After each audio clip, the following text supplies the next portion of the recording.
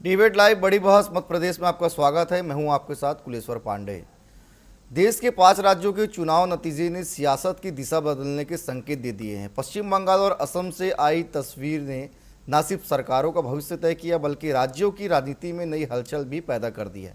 मध्य प्रदेश में नतीजों की गूंज साफ सुनाई दे रही है। एक तरफ बीजेपी जश्न में डूबी है तो दूसरी तरफ कांग्रेस खेमे में सन्नाटा नजर आ रहा है। सवाल बड़ा है, क्या बंगाल की जीत पर असर एमपी की राजनीति पर पड़ेगा? क्या ये सिर्फ जश्न है या आने वाले चुनाव का ट्रेंड? और क्या कांग्रेस इस चुनौती से उबर पाएगी? आज इन्हीं पर करेंगे हम चर्चा। सबसे पहले देखिए हमारी ये खास रिपोर्ट। पश्चिम बंगाल में बीजेपी की बढ़त ने मध्य प्रदेश बीजेपी में जबरदस्त उत्साह भर दिया है। भोपाल स्थित प्रदेश कार्यालय में जश्न का माहौल नजर आया, जहां नेताओं और कार्यकर्ताओं ने झालमुड़ी बांटकर खुशी जाहिर की। प्रदेश अध्यक्ष हेमंत खंडेलवाल ने इसे प्रधानमंत्री नरेंद्र मोदी के नेतृत्व पर जनता के भरोसे की जीत बताया। उनका कहना है कि ये सिर्फ एक राज्य की जीत नहीं बल्कि राष्ट्रीय स्तर पर बीजेपी की स्वीकार्यता का संकेत है, जिसने पार्टी कार्यकर्ताओं का मनोबल और ऊंचा कर दिया है। वाकई दिल से बधाई दे रहे हैं और ये माननीय गृह मंत्री जी के शब्दों में अंग बंग कलिंग ये सब तरफ भाजपा का झंडा लहराया है। असम ने फिर एक बार घुसपैठियों के खिलाफ राष्ट्रवादी शक्तियों की विजय की तरफ कदम बढ़ाए। बंगाल आज देश में जो पिछड़ा है इसका बड़ा कारण बंगाल के लीडरशिप का रहा है और टीएमसी ने जिस प्रकार से एक तरह से जो दुरावस्था की थी ये उसका प्रतिकार है। चाहे पश्चिम बंगाल की बात करें, चाहे आसाम की, चाहे पांडुचेरी की, यहाँ तक कि तमिलनाडु में भी राष्ट्र विरोधी ताकतें पीछे हुई हैं। मैं समझता हूँ मोदी जी के नेतृत्व में भारतीय जनता पार्टी ऐतिहासिक जीत की तरफ अग्रसर है। एक ऐसी पार्टी, एक ऐसा नेता जिन्होंने हमेशा आम लोगों के हित में काम किया, भारत का मान बढ़ाया, वो हर तरफ जीत की तरफ अग्रसर है। बीजेपी नेताओं के बयानों ने सियासी माहौल को और गर्म कर दिया है। विधायक रामेश्वर शर्मा ने इसे सनातन विचारधारा की जीत बताया। वहीं अन्य नेताओं ने अमित शाह की रणनीति और कार्यकर्ताओं की मेहनत को सफलता का आधार माना। विपक्ष पर निशाना साधते हुए कांग्रेस और राहुल गांधी के नेतृत्व पर सवाल उठाए जा रहे हैं। इन बयानों से साफ है कि बीजेपी इस जीत को राजनीतिक धार देने में कोई कसर नहीं छोड़ रही है। देश के गृह मंत्री अमित शाह जी, जिन्हें भारतीय राजनीति का आधुनिक चाणक्य इसलिए कहा जाता है, कुशल रणनीति के आधार पर आज जो इतिहास बना है, भारतीय जनता पार्टी के सम्मानीय राष्ट्रीय अध्यक्ष नितिन नवीन जी के नेतृत्व में कार्यकर्ताओं की अथक मेहनत और परिश्रम, और सबसे महत्वपूर्ण बात कि कार्यकर्ताओं ने जो बलिदान दिया बंगाल के अंदर, आज बंगाल की जनता ने मोदी जी पर विश्वास रखते हुए, अमित शाह जी पर विश्वास रखते हुए जो जवाब दिया है, ये आज जीत का इतिहास देश के अंदर बनाए।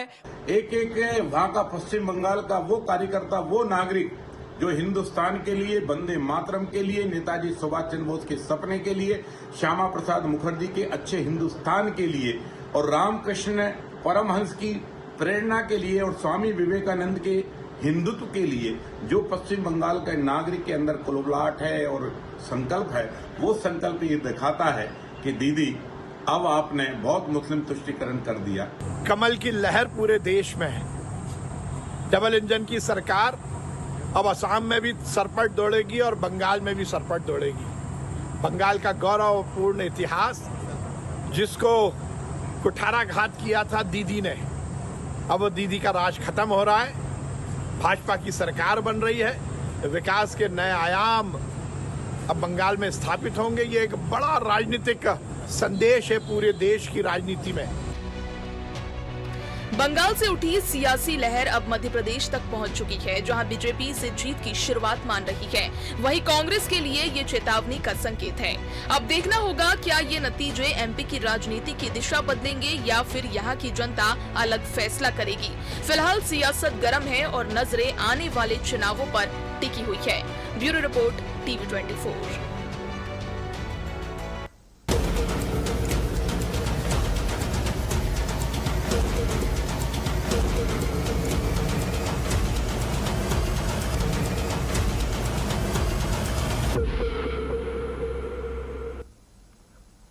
तो देश भर में भारतीय जनता पार्टी जो है आज जश्न मना रही है। बंगाल में विशेष रूप से जय श्री राम के नारे लग रहे हैं और मध्य प्रदेश में भी बीजेपी के नेता जश्न मना रहे हैं, क्योंकि देखिए मध्य प्रदेश के मुख्यमंत्री डॉक्टर मोहन यादव भी जो है बंगाल में कई चुनावी रैली किए थे और सभा को संबोधित भी किए थे।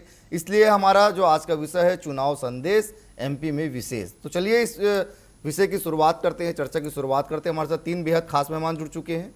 अनिमेष भार्गव जी हैं, बीजेपी के प्रवक्ता हैं, स्वागत करता हूँ मैं उनका। रजनी ठाकुर है, प्रवक्ता कांग्रेस की, स्वागत करता हूँ उनका। डॉक्टर भूपेंद्र जी हमारे साथ, राजनीतिक विश्लेषक, उनका भी मैं स्वागत करता हूँ।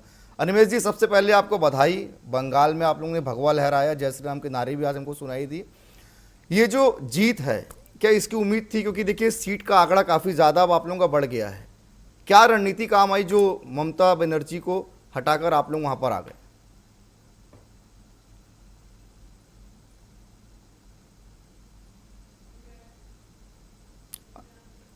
अनिमेष जी, आपका वीडियो जो है म्यूट है, उसको अनम्यूट कर लीजिएगा। वीडियो जी आ रही है आवाज आपकी, आ रही है ना?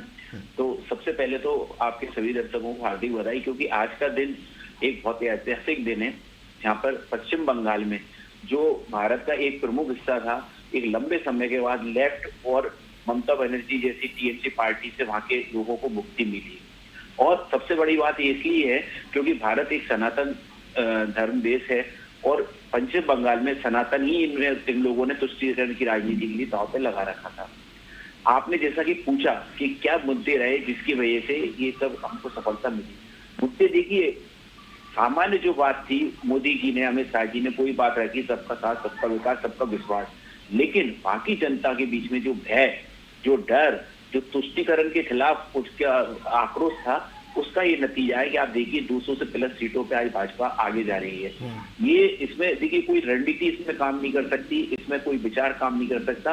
ये जनता का आक्रोश था तुष्टीकरण की राजनीति के खिलाफ। जब टीएमसी कहती थी कि हमारी गिनती 30% से ही चालू थी, मतलब आप 100 मीटर की रेस में अगर दौड़ना है तो 30 मीटर तो उनका पहले से ही होता था। उस चीज से जनता के बीच में आक्रोश था कि आप तुष्टीकरण के लिए जब अगर काम करते हैं तो जनता इस तरह से उसको आक्रोश में बदल के और ये परिणाम देती है।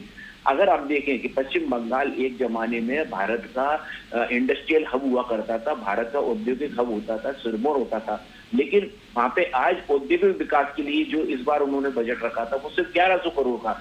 वहीं अगर आप देखें कि उन्होंने मस्जिद, मदरसे और मौलवियों के लिए बजट रखा था, 5400 करोड़ का बजट रखा था। तो इससे ही आप समझ सकते हैं कि ममता बनर्जी पश्चिम बंगाल को किस दिशा में ले जा रही। मैं ये नहीं कहता कि आप किसी जाति को, समुदाय को आप उसको सहयोग मत करिए, आगे मत बढ़ाइए, लेकिन आपकी विचारधारा क्या है? जो पश्चिम बंगाल की पहचान थी उद्योग, वो तो आप उसको 1100 करोड़ का बजट दे रहे हैं और तुष्टीकरण के लिए आप 5400 करोड़ का बजट रख रहे हैं। ये सब ऐसी चीजें थी। प्लस वहां पे महिलाओं के लिए, नारियों के लिए जो उन्होंने अपमानजनक शब्दों को उपयोग करा कि 7 बजे के बाद आप घर से मत निकलिए, वहां पे उनको सम्मान नहीं मिलता था। तो ममता बनर्जी को लगा कि मैं और जगह जो हमारी बहनों को 1500 रुपए, 1250 रुपए मिलते हैं, उसकी आड़ में मैं महिलाओं को आकर्षित कर लूंगी। लेकिन ठीक है, मैं लौटूंगा अनिमेष जी आपके पास। रजनी से छोटा सवाल है। तो रजनी जी, आपको ये बधाई, केरल में आप लोगों की भी अच्छी जीत हुई है, लेकिन सिर्फ एक ही राज्य का, बाकी में आप लोग पीछे क्यों? कहाँ पे कमी रह गई? एक बहुत बहुत धन्यवाद। केरल में हमने अपनी जीत हासिल की है, लेकिन कहीं ना कहीं और जगह भी जो राज्यों में जो चुनाव हुए थे वहां पे कांग्रेस का जो गठबंधन था टीएमसी के साथ, वहां पर उन्होंने एक अच्छा प्रदर्शन किया है। आप देख सकते हैं कि एक दीदी के पीछे पूरा सिस्टम उनके पीछे लगा हुआ था, चाहे वो प्रधानमंत्री की बात करें, चाहे हम गृह मंत्री की बात करें, चाहे हम सीबीआई की बात करें, चाहे हम ईडी की बात करें, वहां पर दबाव वाली राजनीति की गई है। और आप देख सकते हैं चुनाव के पहले कितने 15 दिन 20 दिन पहले से अमित शाह जी वहां पर डेरा डाले हुए थे, प्रधानमंत्री का कितना दौरा वहां पर किया गया है। तो एक दीदी को हराने के लिए आप देख सकते हैं कि पूरा शासन प्रशासन उनके पीछे लग गया था। और कहीं ना कहीं इस चीज को मैं मानती हूं कि हमारी जीत की जो रेखा है वो कहीं ना कहीं पीछे रह गई है और कहीं ना कहीं हम सिस्टम से थोड़े से पीछे हुए हैं। तो इस ओर मैं ध्यान देना चाहूंगी कि हमारे जो संगठन और हमारी जो पोलिंग बूथ पे जो थोड़ा सा कमी के कारण ऐसा हुआ है। रजनी, लेकिन आप बंगाल की अगर हम बात करें तो बंगाल में आप लोग भी सभी सीटों पर अपने प्रत्याशी उतारे थे, लेकिन आप लोगों को जो मेहनत और ग्राउंड जीरो पे रहना चाहिए वो दिखा नहीं। मुश्किल से राहुल गांधी 6 सभा वहां पर करे, जो खड़गे जी हैं उनका 2 सभा वहां पे किया, बाकी कांग्रेस के जो कार्यकर्ता थे वो कहाँ थे? क्योंकि बीजेपी ने तो अपने एक फौज उतार के वहां पे रखा था।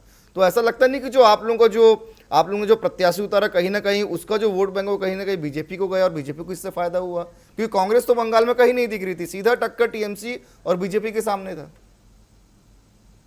जी, थोड़ा सा जैसे 2021 के चुनाव की बात करें, वहां पर हमारी कांग्रेस की उस समय भी थोड़ी सी स्थिति कमजोर थी। इस कारण से जो हमारा भी जब गठबंधन हुआ था टीएमसी के साथ, वहां पर जो अभी वर्तमान में जो चुनाव था, मैं इस चीज को मानती हूं कि कांग्रेस का जो स्टैंड था वो थोड़ा पीछे था, टीएमसी वर्सेस बीजेपी था। लेकिन क्योंकि टीएमसी जो है वो कांग्रेस के गठबंधन के साथ, इंडिया के गठबंधन के साथ है, तो क्योंकि पहले क्या होता था कि कांग्रेस सपोर्ट करती थी लेफ्ट के लिए, तो कहीं ना कहीं खामियाजा जो है वो टीएमसी को उठाना पड़ता था। चलिए ठीक है, ठीक है रजनी जी, मैं लौटूंगा आपके पास। भूपेंद्र जी हमारे साथ जुड़े, भूपेंद्र जी से अच्छे समझ लेते हैं। सर, आपने 5 राज्यों के रुझान स्पष्ट है, 3 राज्यों में भारतीय जनता पार्टी सरकार बनाते दिख रही है। क्या सर रणनीति काम आई इसके पीछे? क्या अमित शाह और पीएम मोदी ने जो बंगाल में लगातार मेहनत किया, कार्यकर्ताओं का पूरे एक फौज उतार दिया, तमाम राज्यों के मुख्यमंत्री वहां पर लगातार सड़कों में पसीना बहाते हुए नजर आए, तो क्या ये जो मेहनत है वो भारतीय जनता पार्टी को जीत दिलाई कि हिंदुत्व का मॉडल बंगाल में भी खूब चला? सर अच्छे समझाइए। देखिए पांडे जी, बीजेपी ने हर क्षेत्र में काम करने की कोशिश की और उसका फायदा हुआ कि आज वो बंगाल में लगभग 200 से ऊपर सीटों की आगे है और जीतेगी। उसका कारण है कि देखिए, उन्होंने 2011 के जो चुनाव थे उसमें 0 सीटें थी उनके पास, 16 में उनके पास 3 सीटें आई और फिर 21 में उनके पास 77 सीटें थी। आज उनके पास 200 से ज्यादा सीटें मिल रही हैं। इसका पूरा कैलकुलेशन है उनके पास, हर विधानसभा बूथ पे उन्होंने काम किया है। उसका 240 विधानसभाओं में उन्होंने चार्ज शीट फाइल की विधायकों के खिलाफ, मतलब कि उन्होंने उस स्तर पे किस तरह से उन्होंने काम किया। दूसरा, असुरक्षित हिंदुओं के जो भावना उन्होंने जो रखी और उसको कलेक्टिव वोट बनाया, वो भी बहुत महत्वपूर्ण था। तीसरा, अपने घोषणा पत्र में जिस तरह से उन्होंने कर्मचारियों की जो स्थिति थी वहां की, उसको सुदृढ़ करने के लिए उनका जो डीए हो या उनके साथ रेगुलर जिस तरह से डीए मिलना चाहिए, रेगुलर भर्ती होगी, उन्होंने हर फैक्टर। तीसरी सबसे महत्वपूर्ण बिंदु उन्होंने, क्योंकि बंगाल के हर चुनाव में महिला सबसे ज्यादा वोट करती हैं, उस वोट के रूप में उन्होंने नारी वंदन जैसे कानून को लाने के लिए संसद का विशेष सत्र बुलाया और विशेष सत्र में 2 दिन बहस हुई और उस बहस में महिलाओं ने एक तरफ वोट देकर उनको फायदा हो जाए, चारों तरफ से स्ट्रेटेजी बनाई। दूसरी बात, मोदी जी और अमित शाह दोनों ने बहुत रैलियां की और अपने जितने भी संगठन की, चाहे मुख्यमंत्री हो चाहे आम कार्यकर्ता हो, उनको हर विधानसभा में भेजा और उसको कैंपेनिंग करने की जा रखी। तो बात यहां नहीं है, जिस तरह से उनके नैरेटिव बनते गए, जैसे मछली का नैरेटिव बनाया तो उन्होंने देखिए उसको तुरंत काट करके अनुराग जी ने उस चीज को किया कि नहीं, आप जो खाना चाहें वो खाएं, अपनी रुचि के अनुसार खाएं। तो ये पॉइंट कहलाता है। दूसरी बात, सबसे महत्वपूर्ण बात यह है कि जिस तरह से कांग्रेस को उखाड़ने, वहां पे बंगाल में 30 साल कांग्रेस रही, उसको वामपंथियों ने उखाड़ा और लगातार 35 साल तक वामपंथी रहे, वो दीदी ने उखाड़ा। आज दीदी 15 साल से हैं, आज उन्होंने भगवा ने उखाड़ा। तो ये सारी चीजें हैं, उनने अनुमान नहीं लगाया था कि इस तरह से बात होगी। उनको यह समझना चाहिए कि लगातार जिस विमर्श को तैयार किया जा रहा है फील्ड में, आज वहां की स्थिति इतनी बुरी हो गई थी। दूसरा बात, एसआईआर का जो वोट, जो भयावह की स्थिति थी, उन्होंने उस वोट को कलेक्टेड वोट बनाया महिलाओं का और उस वोट का असुरक्षित की भावना के तहत वो पूरा वोट शिफ्ट हुआ बीजेपी में। 7 वोट से आप मानिए 123 सीटें बीजेपी की बढ़ी हैं। ये बहुत बड़ा उपलब्धि है। दूसरी बात, आज ठीक है, लौटूंगा भूपेंद्र जी, सरकार रह गई थी। जी भूपेंद्र जी, लौटूंगा आपके पास। थोड़ा सा छोटा सा सवाल जो अनिमेश जी से लेता हूँ। अनिमेश जी, पीएम मोदी जो है सड़कों पे उतरे थे, उन्होंने झाल मुड़ी भी खाया और जहाँ पे झाल मुड़ी खाया वहाँ भी बड़ी बहुमत से बीजेपी के प्रत्याशी जीते। ये बीजेपी जो नया नया प्रयोग करती है, क्या वाकई में ये प्रयोग जो है सही साबित होता है और अच्छा परिणाम आप लोगों को ला कर देता है देश भर में? नहीं देखिए पांडे जी, मुझे लगता है ये प्रयोग नहीं है, ये सिर्फ हमारे जो वरिष्ठ नेता हैं वो जन भावनाओं को समझने का प्रयास करते हैं और जो जन भावना है उसके अनुरूप काम करते हैं। देखिए, आज जनता इतनी समझदार हो चुकी है कि आप उसके ऊपर कोई प्रयोग नहीं कर सकती हैं। आज जो मतदाता है, क्योंकि सोशल मीडिया इसकी वजह से उनको सब जानकारी होती है। वो तो सिर्फ ये देखते हैं कि कौन हमारी भावनाओं के अनुसार चल रहा है, कौन हमारा भला कर सकता है, कौन हमारे विकास में योगदान दे सकता है, वो उसको चुनते हैं। देखिए, एक झिलमुरी खाने से क्या हो सकता है? कुछ नहीं, लेकिन उससे एक संदेश क्या जो अनिमेश जी, जब पीएम मोदी जी ने जब झाल मुड़ी खाया तो कांग्रेस ही इस तरह के कई सवाल उठा रही थी, और अभी कांग्रेस पार्टी ये कह रही है कि कुल मिलाकर केंद्रीय एजेंसी को जिस तरह से बंगाल में उतारा गया, कहीं ना कहीं उसके कारण जो है ये भारतीय जनता पार्टी की वहां पे इस तरह से जीत हुई। नहीं, देखिए, कांग्रेस तो कुछ भी कहती रहती है। वो तो एक तरह से कहना चाहिए कि एक तर्कहीन पार्टी है, उसका कोई उद्देश्य नहीं। अभी देखिए, तमिलनाडु में भी वो बाहर हो गए, तो कुछ बच्चे कुछ राज्यों में से वहां से एक और बाहर हो गए। लेकिन देखिए, मेरा ये कहना है, कौन सी केंद्रीय एजेंसी उतारा? कोई केंद्रीय एजेंसी नहीं हुआ। वहां पे सुरक्षा का मुद्दा पिछले 10-15 साल से पूरा देश देख रहा था। पिछले ही चुनाव में 24 राजनीतिक हत्याएं हुई।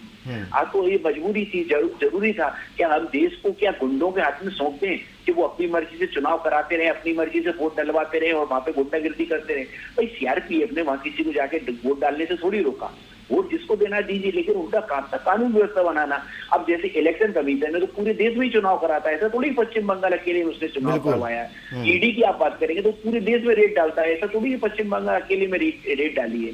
तो ये सब देखिए, लेकिन क्या होता है कि जब आर्मी के पास कोई मुद्दा नहीं होता, उनकी कोई रीति नहीं होती, तो वो इस तरह के अंदर का आरोप लगाने का ये काम। चलिए रजनी जी, आपका बात सुन के मुस्कुरा रही हो तो उनसे भी अब जवाब ले लेते हैं। रजनी जी, आप अनिमेश जी के बात सुनकर मुस्कुरा रहे थे, जवाब दे दीजिए। इस बार रजनी जी, मेरा भी सवाल, इस बार ईवीएम तो ठीक था ना? इस बार ईवीएम तो ठीक था, क्योंकि हर बार जो है जब हार होती है तो ईवीएम पे ठिकारा फोड़ा जाता है। इस बार ईवीएम पर कोई सवाल तो नहीं है ना आप लोगों का?